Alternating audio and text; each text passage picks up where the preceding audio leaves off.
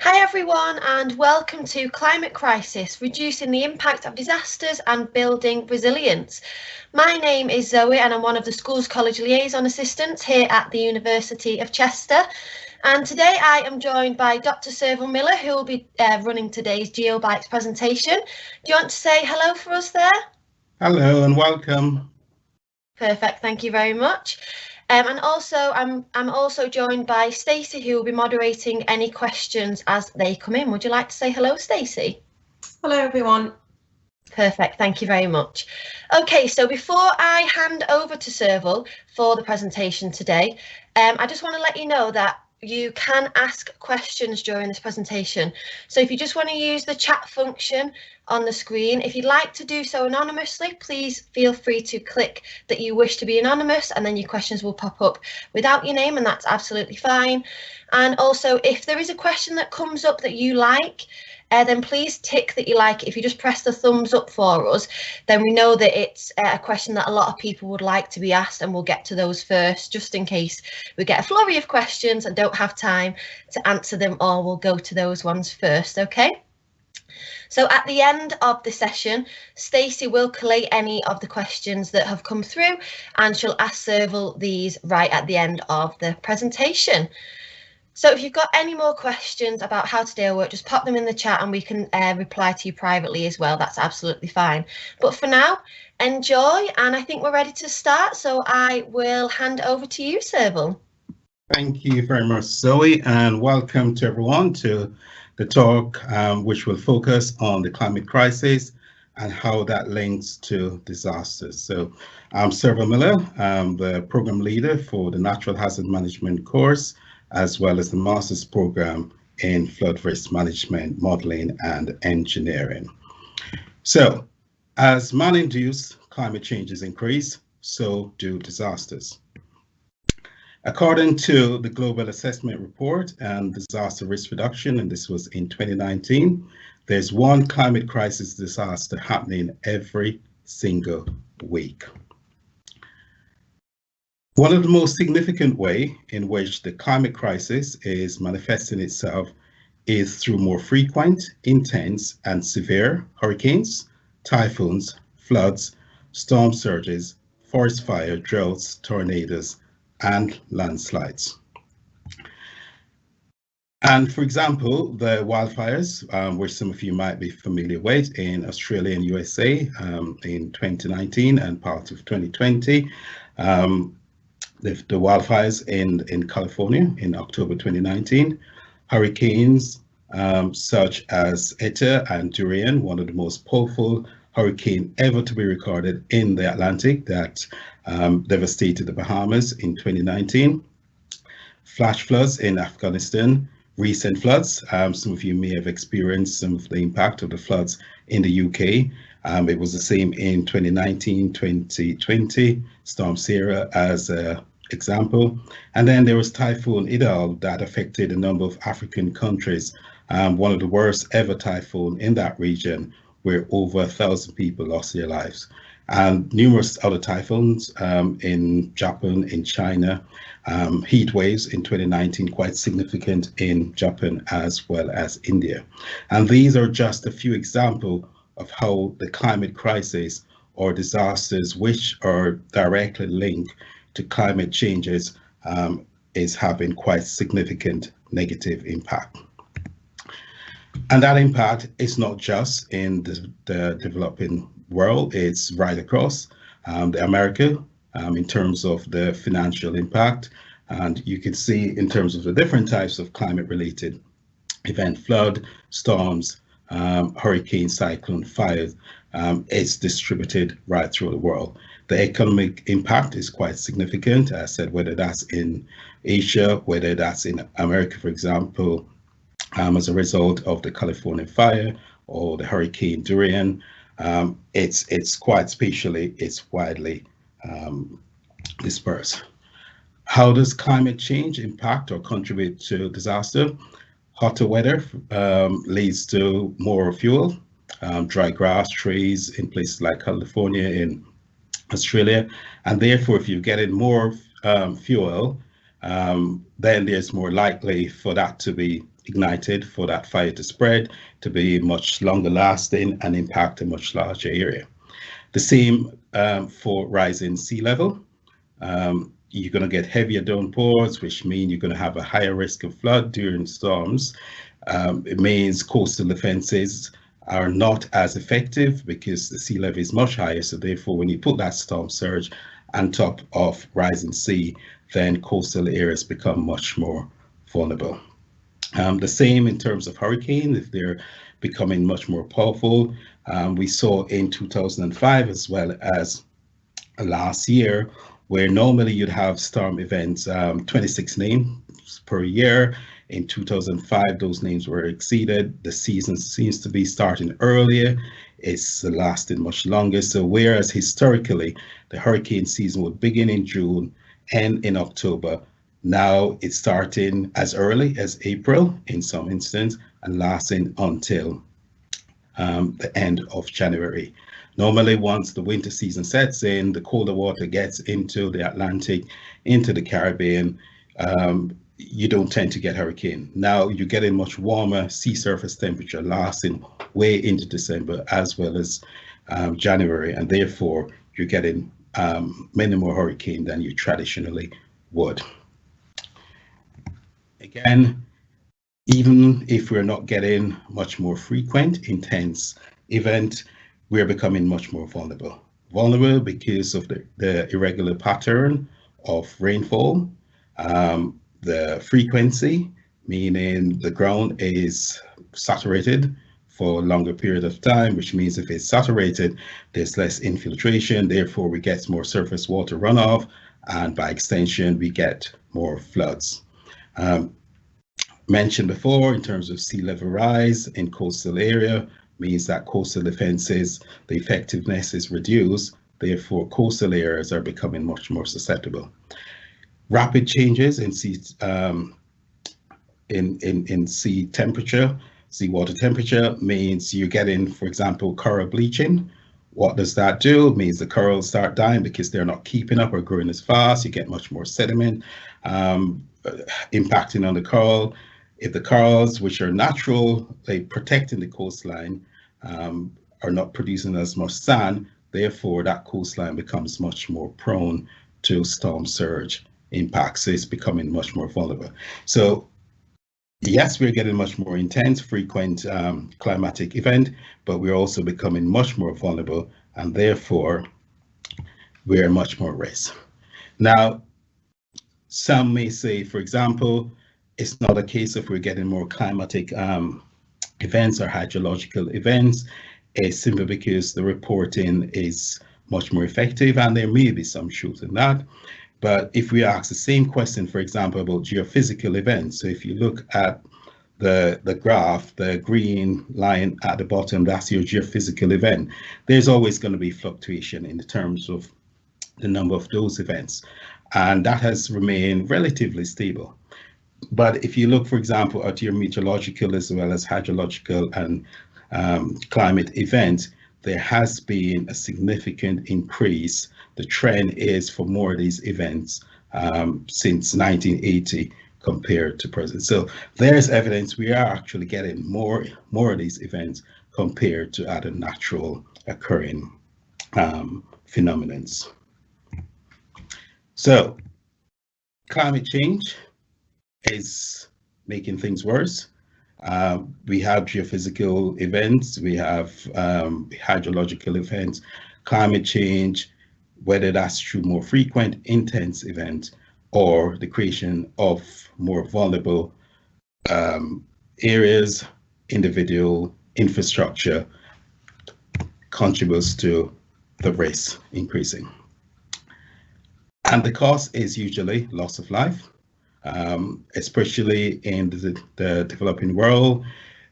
Each year, there are thousands, millions who are displaced as a result of climate-related disasters, millions who have lost their homes and or livelihoods. There's also the soaring costs, mostly experienced in more developed countries. Again, we saw the earlier slide. Spatially, that's distributed right through the world, whether that's in the United States, whether that's in Europe, whether that's in Asia, in China, in Japan. Why is that the case? In terms of what results in disaster, disaster is a combination between the hazard itself, so whether that's your hurricane, your storm surge, your forest fire, combining that with vulnerability and your ability to resist or your ability to cope with that event. Where there is high hazard, very low vulnerability, low coping capacity, you're likely to get some form of a disaster. With climate change, the hazard is getting much more frequent, they're getting much more intense. Your vulnerability is increasing, as I gave you the example before, for example, with your coral reefs or your mangroves, which are protecting your coastline, you're getting much more vulnerable. And in some cases, because emergency services or the resources aren't there for that change, the coping capacity is getting less. Therefore, the disasters are getting much more frequent and intense. So, what's contributing? Increased vulnerability in terms of our natural system, but also our human system and the ability to cope. Climate change increase in terms of more frequent, intense event, but natural systems are becoming much more vulnerable, as well as population as a result of exposure, increased urbanization, increased inability to cope or has the resources to respond to climate change. Again, climate change, the current context, whether it's growing population, whether there is environmental degradation, droughts, heat waves, increased flood, we're at that critical point in terms of what will tip us over into things like much more water conflict, where there's evidence, for example, in parts of Africa, the Middle East, where there is widespread crop failure. And if you get to that stage where we get to system failure, where you get things like civil unrest, political stability. So we need to address some of these factors that contribute to disasters, not just from in terms of the phenomenon itself, but also in terms of vulnerability. So the impacts from climate change, whether it's the events in 2019, last year, which I highlighted before, the impacts of climate change, whether that's on loss of life or in terms of physical damage or an economy, it is here, it is now, and we need to respond accordingly. And in order to do that, we need to reduce vulnerability and build resilience. And we could do that in terms of climate change, adaptation, or in terms of the 17 Sustainable Development Goal, but we can also put in place disaster risk reduction strategies in line with the Sunday framework in terms of how we respond, reducing vulnerability, increasing our coping capacity. So in a bit more detail, in terms of how we can respond through mitigation, action that reduces the impact of climate change, reducing emission, whether that's through sustainable transport system or efficient energy system. We can also respond through action to manage the risk of climate change impact, flood protection, infrastructure.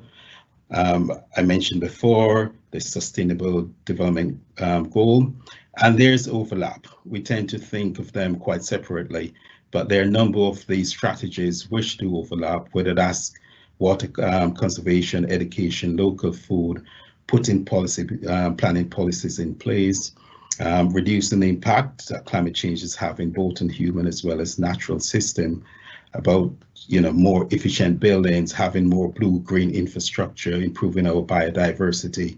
How do we build better coping capacity, more resilient building, or have more effective early warning system? Or in terms of our emergency response capability, how can we strengthen these organizations?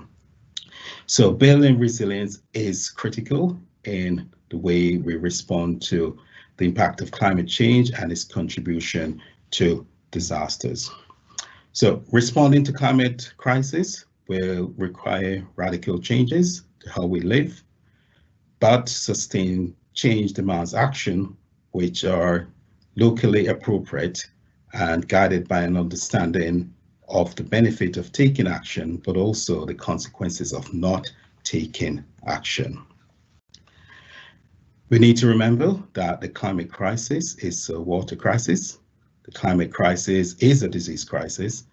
The climate crisis is a drought crisis. It is a flood crisis. It's a food security crisis.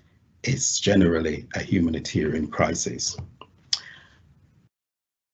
As I highlighted before, it's a combination of action that we need to take.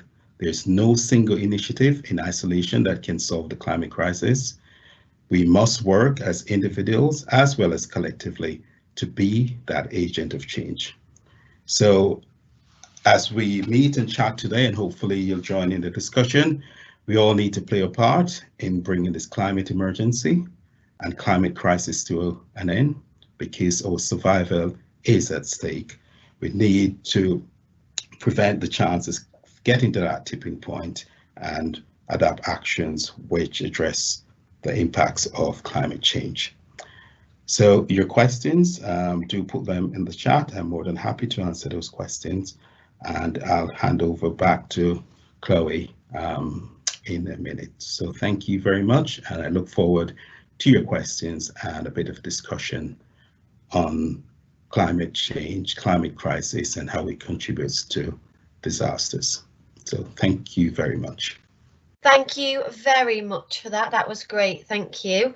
And we have had a few questions come through, but we will just leave whilst we go through the first few. If you think of any now, please feel free to pop them in the chat now as well. And what I'll do is I will just hand over to Stacey to please go through those questions, if that's okay.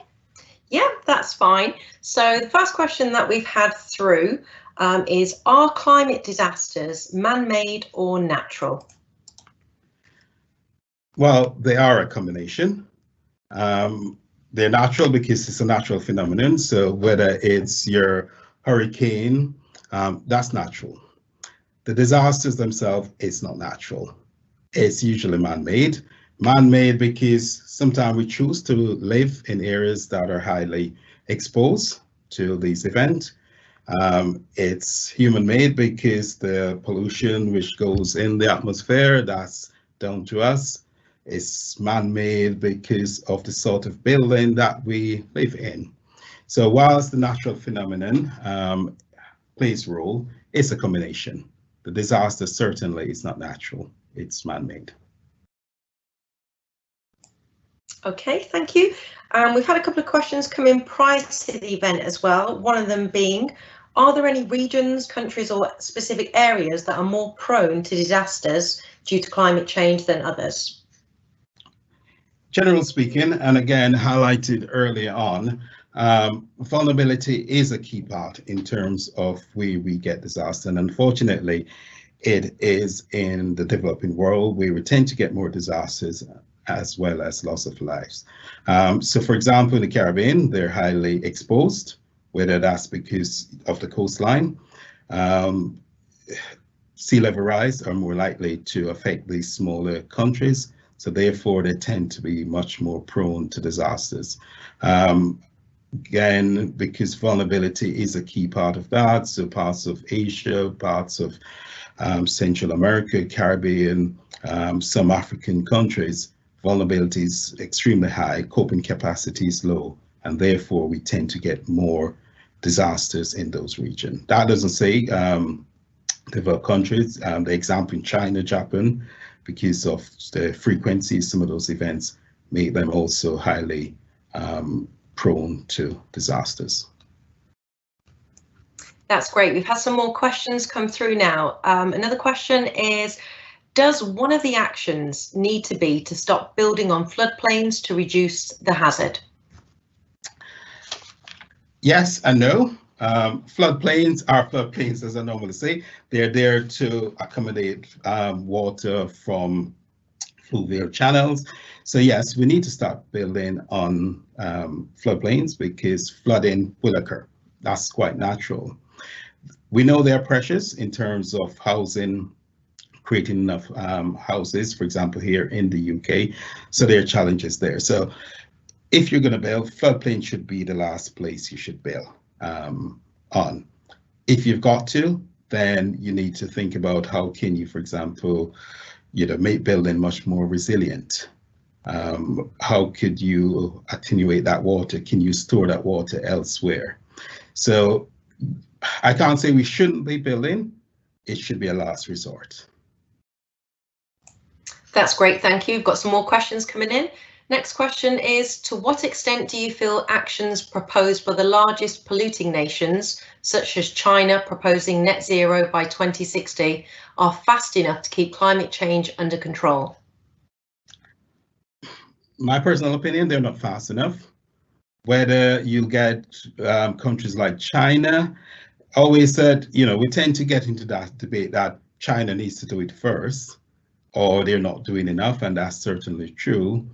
But I can't see them doing it at a faster pace. There needs to be a balance between their economy and the actions they take. So it's always going to be challenging. Yes, they need to be doing more, but that action begins with us. So we need to play our part and pressure others to play their part as well. But if we sit here and saying we're waiting for others to do it, it will never happen.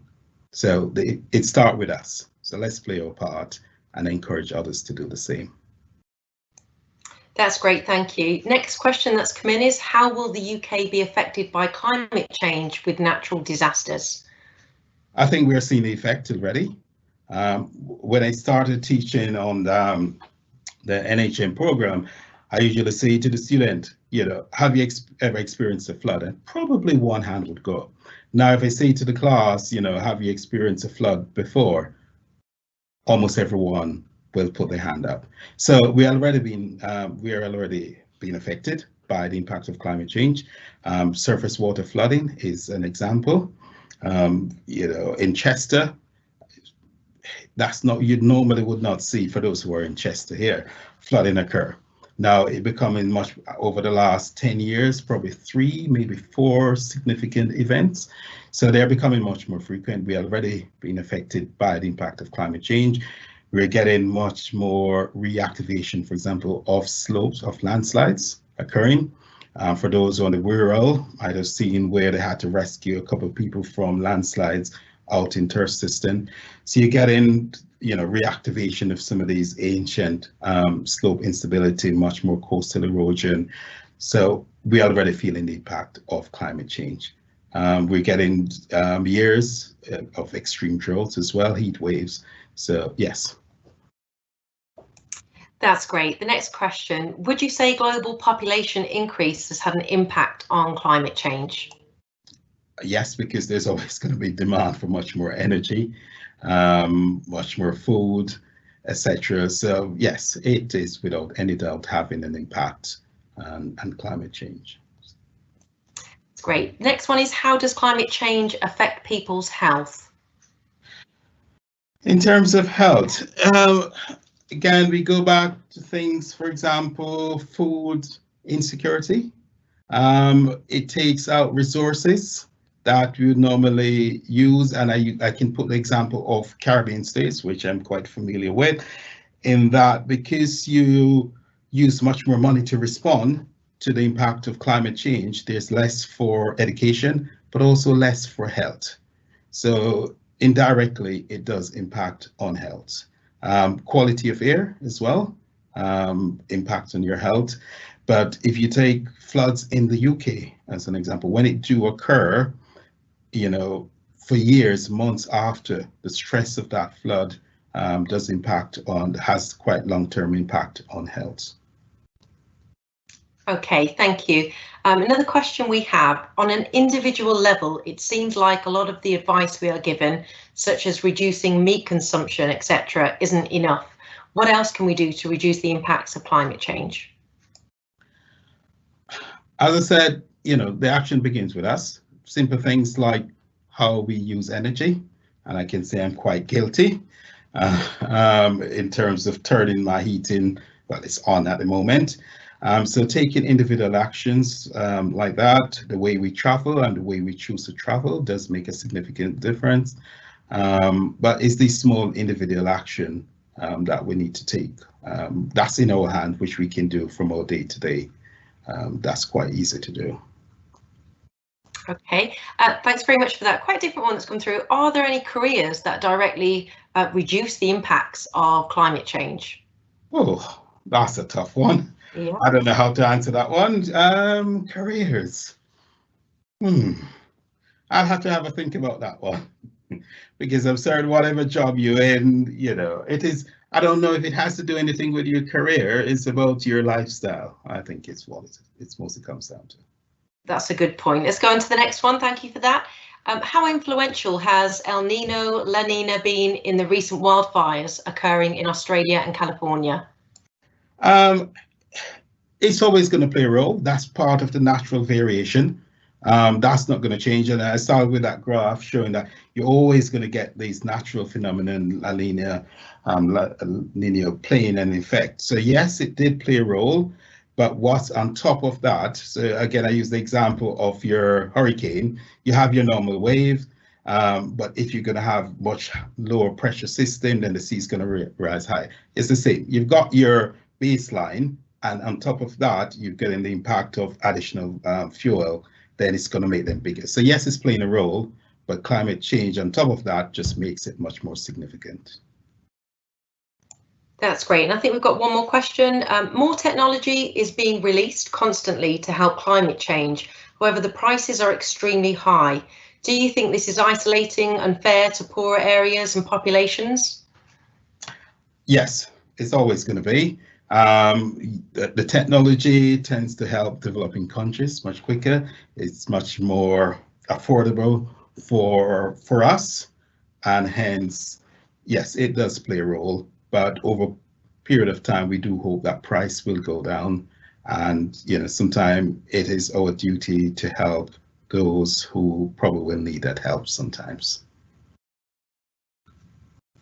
That's great. Thank you. That's all the questions we've had so far.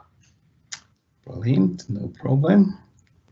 Perfect. I think unless I misheard, I think there is just one more that's literally just come through right at the bottom. If you don't mind me just asking it for you.